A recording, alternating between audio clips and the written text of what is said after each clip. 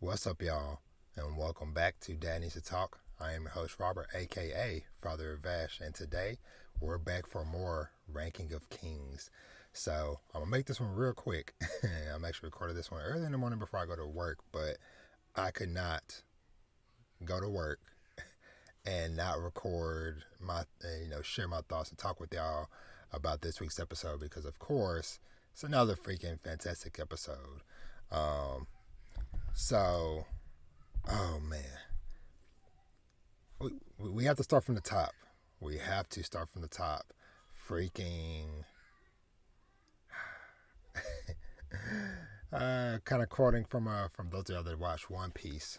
Boji is safe. Of course we knew our boy Boji was gonna pull through. Of course, not sure how, but but we should have known that it would be our homie Kage pulling through, coming in clutch. And it's so good to see Kage, and it's also so freaking awesome to learn that he was there the whole time, watching over Boji. Like he said, he was like, hey, a few episodes ago where he was like, hey, I want to be by your side, Boji. And he has been secretly. And so that was the mission or the task that Bebin gave him, was basically he wanted Kage to go along with Boji on his journey, but until because Bebin kind of knew, okay, there's something sneaky, somebody was plotting or whatever, and so pretty much he was like, hey, until we kind of have a better idea of who we can and can't trust, kind of stay hidden.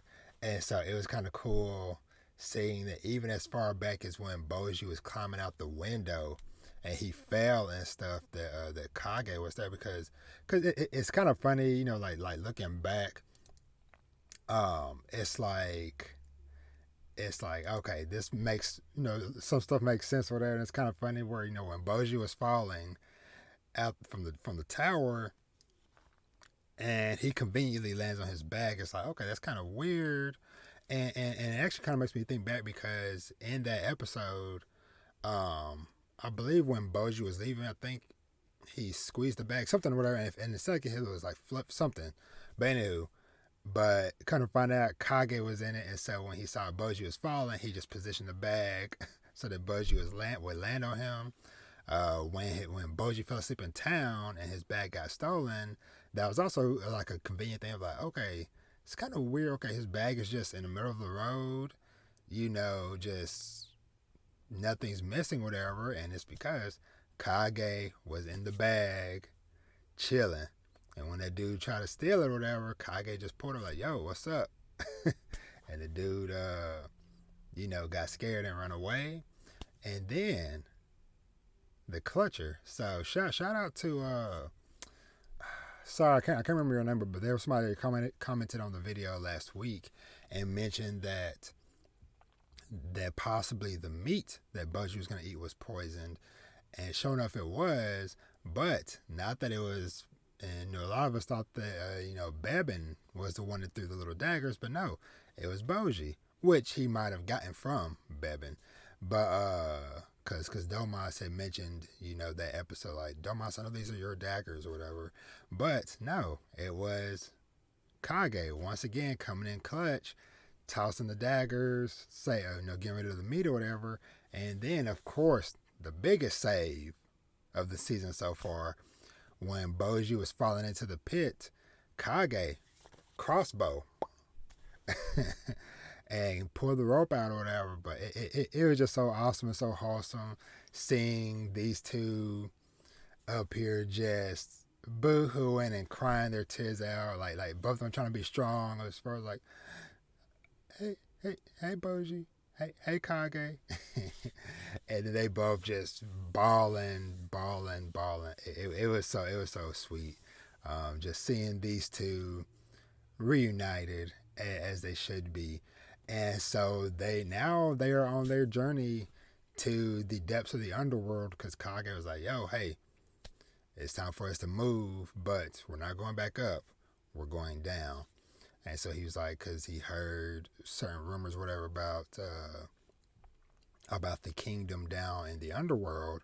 But before they could even get there, or on their way down there, because it was freaking way deep, um, there's like some freaking like poisonous looking gas show up or whatever. And so because when they were going down there, they came across some bones. And real quick, one thing I want to mention as well, shout out to Kage. He gave Boji his little crown back, which was so sweet. That he did that. But so yeah, so they're heading down. The poison gas shows up, and they're like, "Oh, that's why there's all these human skeletons down here because they freaking died." And so, of course, Boji coming in clutch with the athletic skills, trying to run with Boji, but of course, can't really outrun the gas. They get caught up in it, and then freaking crazy thing. And I'm kind of skipping some stuff, but I kind of want to talk about all of the Boji and Kage stuff in order. But so they end up what's it called? So they end up passing out, and then one of those I can't remember the name of the army. I think like the Underworld Army or whatever they're called. Basically like the strongest army. Some of them show up and take them down to the underworld, and they end up meeting the king down there. So we don't get his name yet, but when they are examining them, are like, no, they're still alive. He kind of, they make a comment of like, oh, it's because they're both cursed. And so it looks like the gas was some type of like cursed gas or something of that nature. And so it was just like very interesting, because they were like, Kage, he's already cursed because of, I guess, his clan and stuff, whatever, and how their body is shaped. I guess that's like part of like some type of curse for his whole race. And then he also mentions that, that Boji is also cursed, and that's why, he is, pretty much immune to the gas and stuff as well. Actually, let me see if I can find where they comment about that. Let's see. And that was awesome too, when he like stabbed his staff down. Was like let me see. I can't find. Well, anywho, yeah, the two of them are already cursed. Let's see. One of the cursed gas didn't kill them. One is a giant who has yet to awaken his power. So that line was interesting. So I guess Boji's dad was a little giant. This wasn't just a like a One Piece situation where they're just big for no reason. It's like no, they are giants, and so. Which I guess makes sense because the dad was big, and from what we saw, Boji's mom was super big. So it's kind of cool to know that Boji has some giant genes in him. But yeah, that's just very interesting. Like I said, just getting to meet this king, and the fact that then he was like, "Yo, hey, you're Bozi's son, huh?" And that's when the episode ends. And it's like, I want to hear more. So real quick, kind of just trucking along because like I said, I gotta get to work in a bit. So kind of find out, or just something else interesting this episode with Daida. So Daida basically ends up meeting and like talking with Domas and asking him, like how did you know, or why did you vote against, or why did you vote for me, or whatever, basically. But surprisingly, Daida was pissed because he's like, hey, you were entrusted to train Boji to basically be in his corner, but you betrayed him. So, basically saying like, I cannot trust you, And so, because I think, because this looks like, this was a flashback. But and that's where Domas took up the task to kill Boji because Daida was like, hey, I have a very important task, but I needed somebody that could be trustworthy. And right now, you don't seem like the dude, bro. But no, but that's basically what ends up leading to Domas going to try to kill Bojji. Um, and then, speaking of Domas real quick, that little fight that him and the other little dude had, of course, we probably should have figured that, that Domas was going to win, because he is like the best swordsman in the country. But hey, old dude got a little, tore into his wrist a bit, literally. And then, like, once Domas beat him, he just finished chopping off his arm. And so it's like, okay, I guess that's like his part of like his payment as punishment for what he did to Bojji. But speaking of Daida, and just like more weird stuff just continuing to happen with this series. So we have a moment where the little mirror tells him, basically takes him like to like the underground chamber. And these two like assassin type of people show up and like, oh no, these were two very loyal people to the king. And so, yeah, so they show up and they take me to this chamber that has all these frozen creatures, because you see freaking dragons and types of dinosaurs and all types of weird looking things, and monsters and beasts.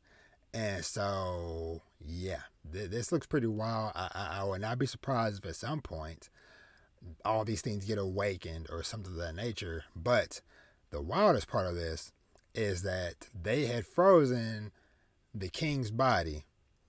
And so they basically froze it to preserve it for Daida, because the mirror supposedly had this like elixir that would give Daida his father's power. But the crazy thing is that like they slid his frozen body into basically like this like grinder thing that grinded his body down to, I guess, just like the bone marrow. And so the mirror thing had the guys make some type of weird concoction, and Daida was supposed to drink that to get Bojji's power. I don't know about that, because even Daida, at first he was going to drink it, but then he thought about it. He was like, no, I want to do this on my own. But the mirror, like, she was not having it. She was like, well, hey, we try to do things your way, but you got to do it my way, bro. So, yeah. So that was pretty wild, just watching all that transpire. And I wonder, is the mirror working for somebody else or what? We also kind of get like a little flashback as a Appius or Appius, whatever his name, the spear guy, as he's heading down to this area as well. And we just get some flashbacks to like him training, him first kind of meeting the king and things of that nature. But yeah, I'm very curious about Appius, because yeah, like I said, he is sticking around. He's kind of making moves in the shadows. So I definitely want to learn more about him and what he has going on. But yeah, I'm trying to think. I think that might be it as far as like the main things. But yeah, but like I said, it is just so dope and so awesome, freaking having Bojji and Kage reunited. So, but yeah, but as always, can't wait for freaking next week's episode. Yeah, let me know in the comments below, what y'all thought of this episode.